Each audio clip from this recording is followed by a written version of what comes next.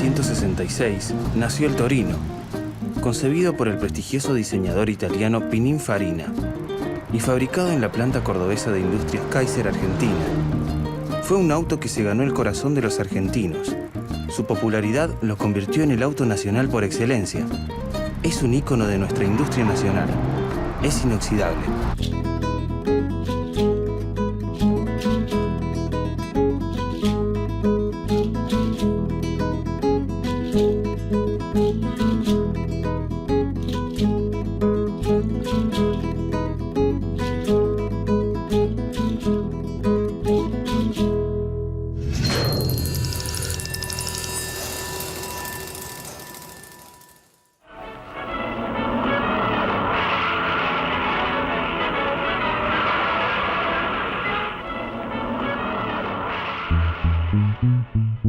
Eduardo Jesumaría es un reconocido periodista cordobés que se especializa en automovilismo deportivo.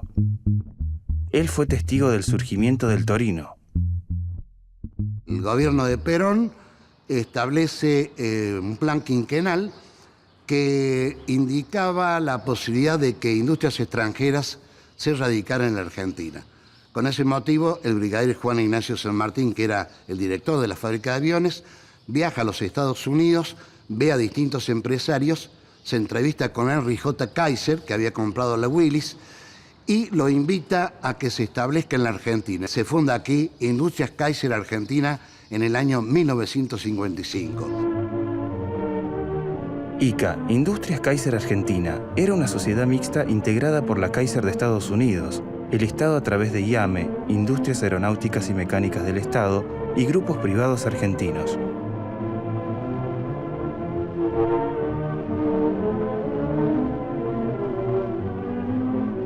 La fábrica de ICA se ubicó en Santa Isabel, a solo 7 kilómetros del centro de Córdoba, donde actualmente funciona Renault Argentina.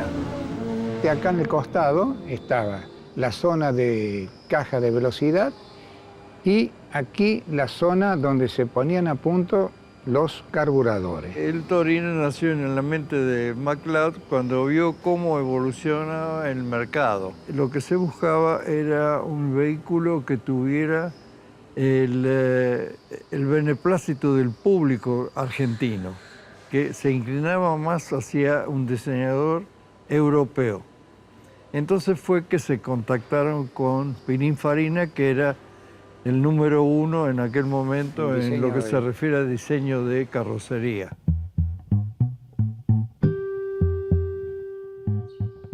James MacLeod, que era el presidente de Industrias Kaiser Argentina, pensó que había que buscar al mejor estilista que había en el mundo, que era Pininfarina, que tenía su fábrica en Turín. Para dar una idea, el que le hacía los autos a Enzo Ferrari, hizo Alfa Romeo, trabajó para Fiat, y lo envió a Juan Manuel Fangio para que hiciera el contacto. Vieni via di qui. Niente più ti lega a questi luoghi, neanche questi fiori azzurri. Via, neanche questo tempo grigio, pieno di musiche e di uomini che ti son piaciuti. It's wonderful, it's wonderful, it's wonderful, good luck my baby.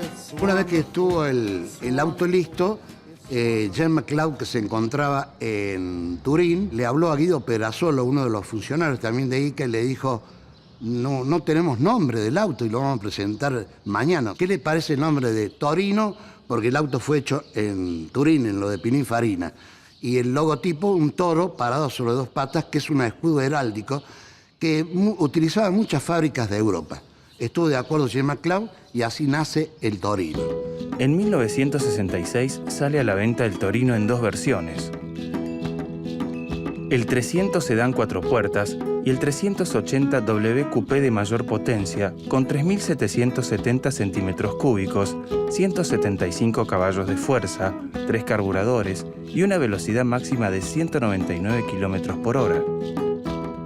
A diferencia del sedán, cuyo motor de 2.960 centímetros cúbicos, 6 cilindros y 122 caballos de fuerza alcanza hasta los 155 kilómetros por hora. La tracción del auto es trasera. Y posee una caja de 4 velocidades.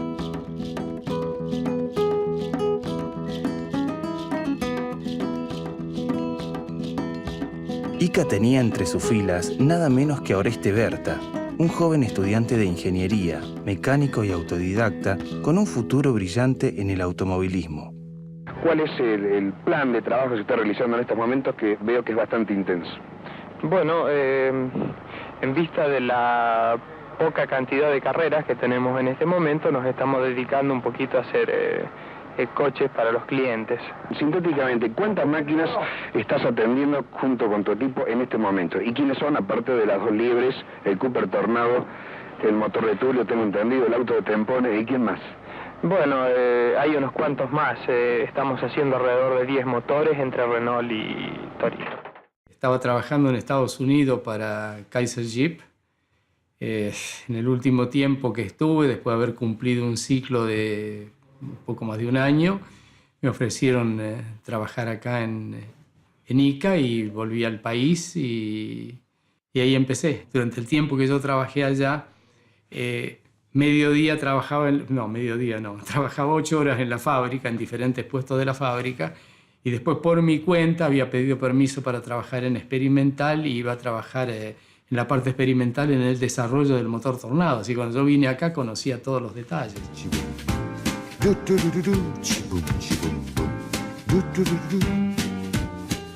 Ica era la empresa que más dejaba libertad a los ingenieros para que innovaran, para que hicieran cosas. Mientras estuvieron los americanos en la fábrica, la libertad fue total. Cuando Renault tuvo el control de la compañía, las cosas cambiaron notablemente. Los franceses tienen una manera totalmente diferente de trabajar de los americanos, difíciles con dejar libertad en la ingeniería.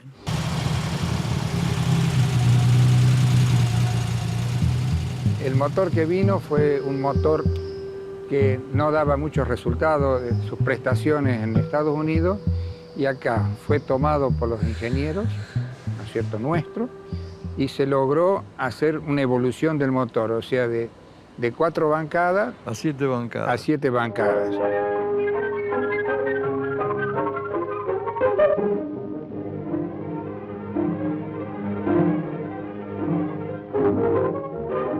Lo interesante es que acá se logró hacer con el motor lo que no supieron hacer los norteamericanos. No tuvieron tiempo. Yo no sé si tiempo o gana, ¿no es cierto? Tenían otras expectativas.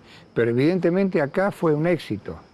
El motor se hizo con materiales aquí argentinos, con proveedores argentinos.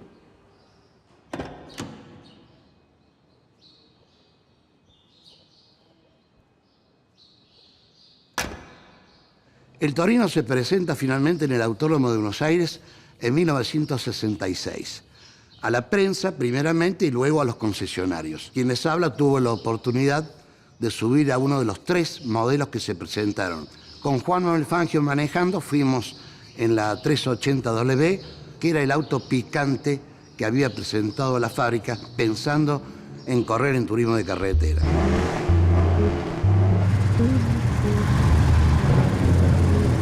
Andamos todos sueltos, entonces nos juntamos un día acá en el Parque Sarmiento, Córdoba, y decidimos empezar a exponer los autos.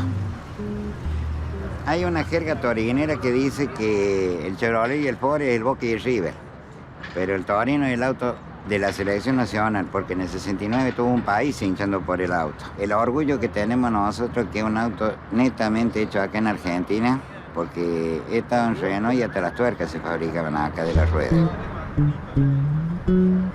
Marcó un hito porque era imbatible, no sabían con qué. Ford, Chevrolet amplió su cilindrada, modificó sus motores, pero no lo podían tocar al Torino. Y decían la jerga que en la calle únicamente, o en la ruta, el Torino se lo podía ver únicamente de atrás. Participan coches de más de 2.000 centímetros cúbicos de cilindrada, en la que prevalecen los Torino.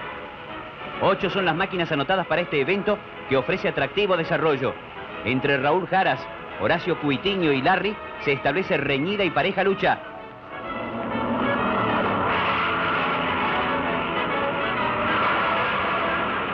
Gana al fin Raúl Jaras con Torino a promedio superior a los 123 kilómetros horarios. Bueno, el Torino es el único auto absolutamente argentino. Hasta el motor fue desarrollado íntegramente en Córdoba. Se fabricó entre el 67 y 1982, 99.000 unidades, y hubo 17 cambios en el modelo a través de esos años.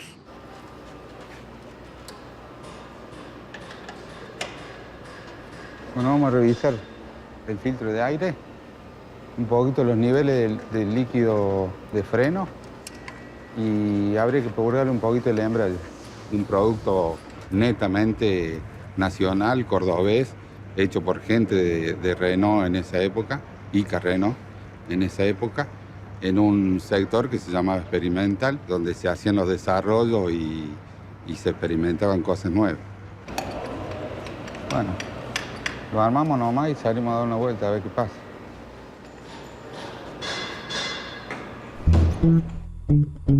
Vamos a ver desde abajo los famosos rolos belgas. Esto era para medir la capacidad que tenía la suspensión y la rigidez del resto del vehículo, simulando siempre caminos. Se tomó como patrón el camino que va desde Tanti hasta Taninga, que en su momento estaba bastante lleno de pozo, piedras.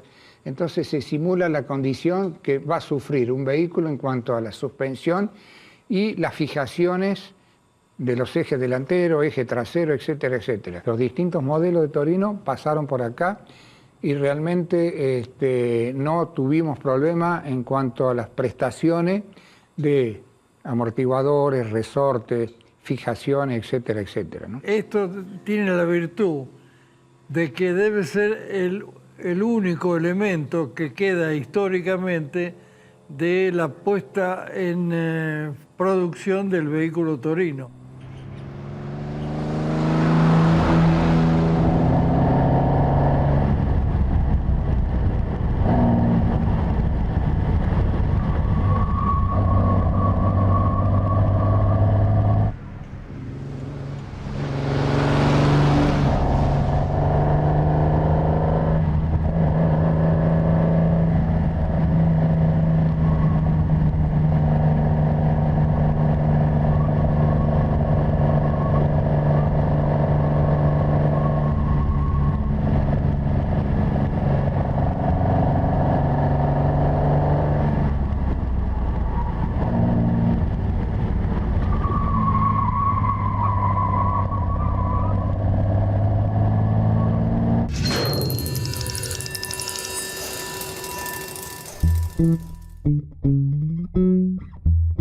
Yo siempre digo, Fangio fue uno de los pilotos más grandes de la historia, un fantástico analizador de lo que pasaba en las carreras. Cuando yo empecé a viajar con Fangio, empezamos a visitar los circuitos donde él había corrido, y esto terminó un día que fuimos a Nürburgring y me quería mostrar Nürburgring, dimos unas cuantas vueltas, empezamos a hablar de cómo se adaptaba el Torino a Nürburgring. Tendría que lindo si hubiera alguna carrera donde uno pudiera traer el Torino acá.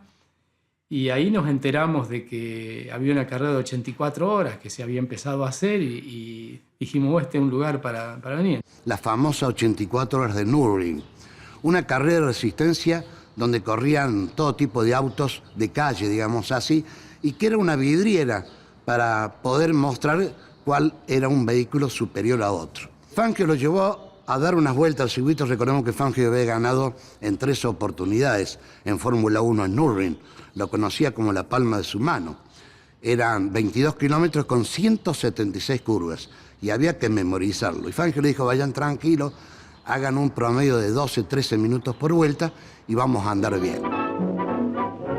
Después se armó la idea de buscar pilotos y mecánicos que no fuesen solo los que estaban con la marca, sino buscar de Chevrolet, de Ford, de lo que sea, de diferentes categorías, y por eso se armó esta serie de pilotos y esta serie de mecánicos, donde yo contribuí con con 2 o 3 mecánicos míos, y después buscamos de los equipos que corrían, que tenían experiencia en el auto, pero que corrían en contra nuestro. Juntamos a todo y juntamos una cantidad de mecánicos y de pilotos que yo digo debe ser la única vez en la historia que se juntó tanta gente para llevar adelante un proyecto sin intereses personales de nadie. Con Fangio y Oreste Berta a la cabeza del proyecto, se armó una selección nacional. Se la denominó la Misión Argentina. Estaban los 10 mejores pilotos de la época y unos 20 mecánicos de primera línea. Todos viajaron a Nürburgring para correr una de las carreras más exigentes de la época. Adolfo Batelli y Enzo Comari formaron parte de aquel privilegiado equipo de mecánicos que viajó a Alemania.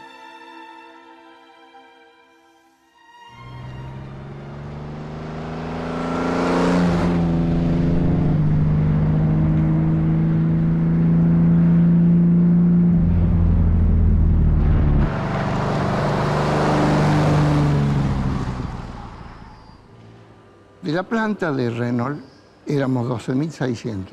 Fuimos 3 nomás. Fangio era el equipo general, pero el jefe mío era Oreste Berta. Yo me debía a él y a todo lo que había que hacer. Fuimos un mes antes y empezamos a trabajar con los mecánicos.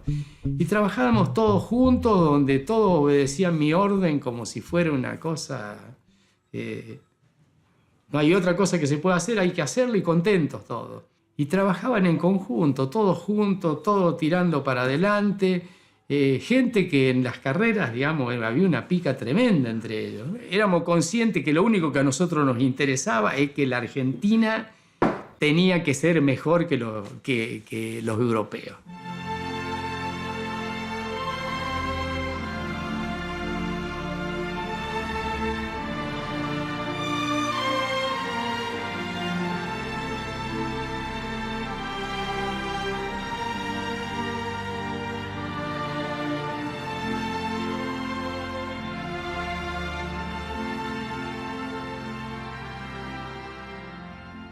Bueno, se largó la carrera. Cuando se habían cumplido 56 horas, los 3 torinos estaban en cabeza.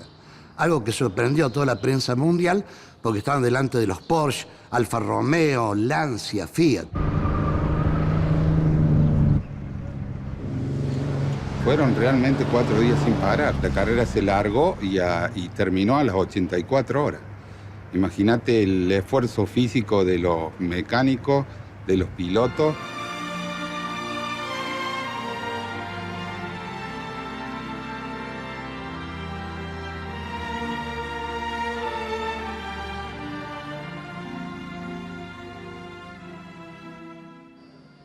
Nos íbamos reemplazando porque cada 8 horas teníamos que ir. Y yo no podía trabajar en el auto número 1 ni en el número 2, yo estaba en el 3. Los pilotos, algunos cumplían sus horas, iban así muertos a la cama a dormir. El que venía para subir al auto estaba muerto, excepto Eduardo Copelo. Eduardo Copelo no lo podíamos mandar a dormir y venía antes del tiempo en que él tenía que subir a charlar un rato. Yo no sé cómo podía tener semejante resistencia.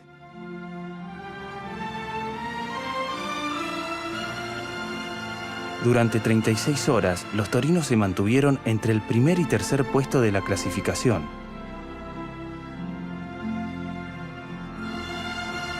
El primero en abandonar fue el torino número 1, conducido por Rubén Luis Di Palma.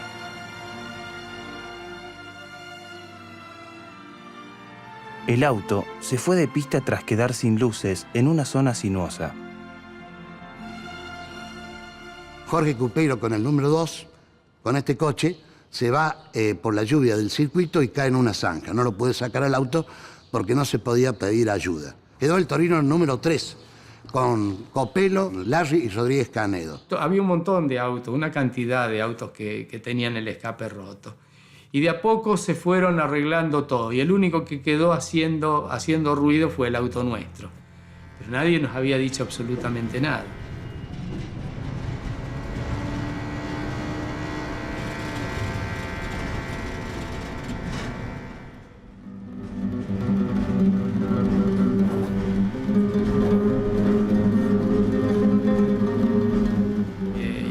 momento que no nos convenía parar para nada tampoco, nos dijeron, en esta vuelta tienen que parar, la última vuelta que tienen que pueden hacer ese ruido. Entonces no teníamos nada preparado, hicimos una serie de...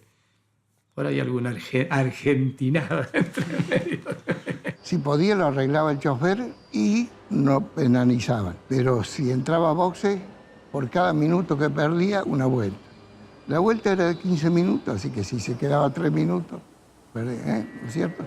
Perdía 45 y así. Lo paran al auto para que tenga que cambiar el escape, pierda tiempo y lo vuelvan a alargar con un tiempo que demandó en el box, digamos que fue para esa época histórico y récord, que fueron de 9 minutos y medio, una cosa así, que cambiaron el escape del Torino. En un momento, llegando al final de la carrera, y que yo señalaba un récord, un tiempo lento de vuelta y que fuera más despacio de este lado del box, y tenía un tipo escondido por allá con un cartel que le hacía seña que fuera más rápido y le enseñaba el tiempo de vuelta que hacía.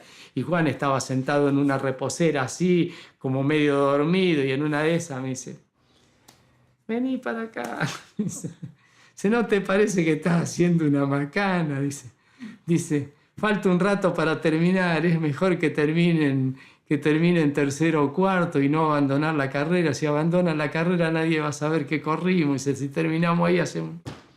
Tenés razón, me puse yo.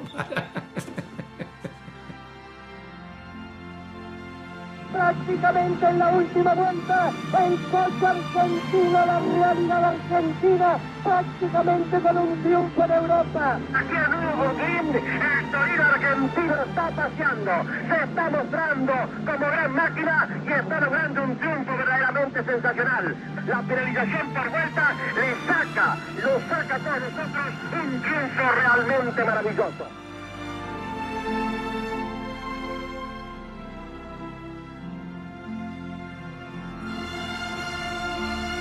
Juan Manuel Fangio y Oreste Berta son llevados en andas por el equipo argentino tras el final de la carrera.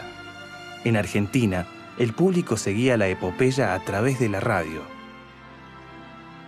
Cuando los pilotos y mecánicos aterrizaron en la ciudad de Córdoba, fueron recibidos como verdaderos héroes.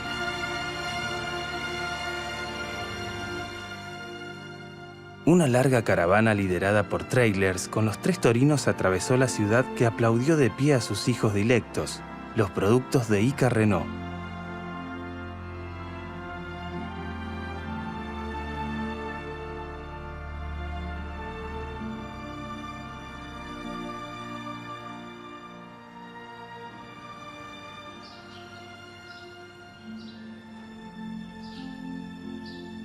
Fue muy controvertida la decisión de los organizadores de Nürburgring de descalificar por el ruido del escape al Torino. Claro, un auto que recién aparecía de la lejana República Argentina, un Torino, no le podía ganar a los Lancia, a los Porsche, a los Mercedes-Benz.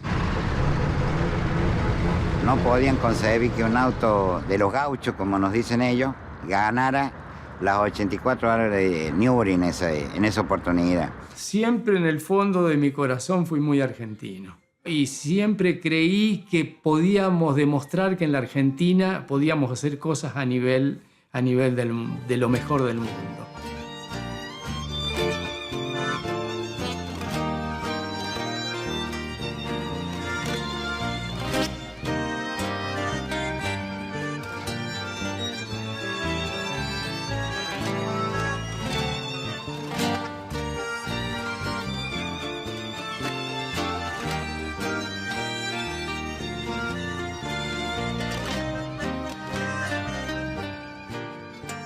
Y todo fue hasta que Renault Argentina determinó que había concluido el ciclo del Torino. Esto fue a comienzos del año 1982.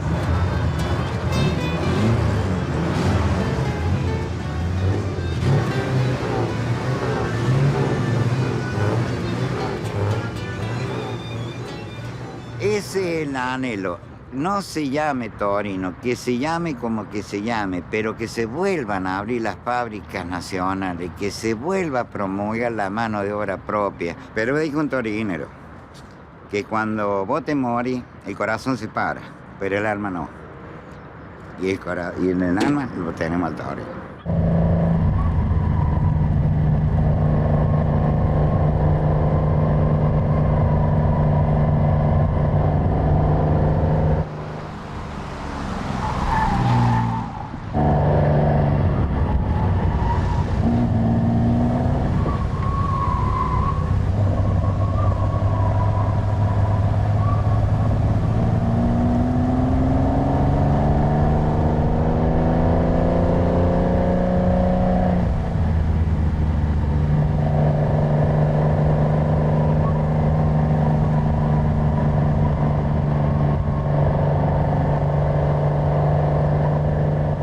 El torino es un ícono de la industria nacional.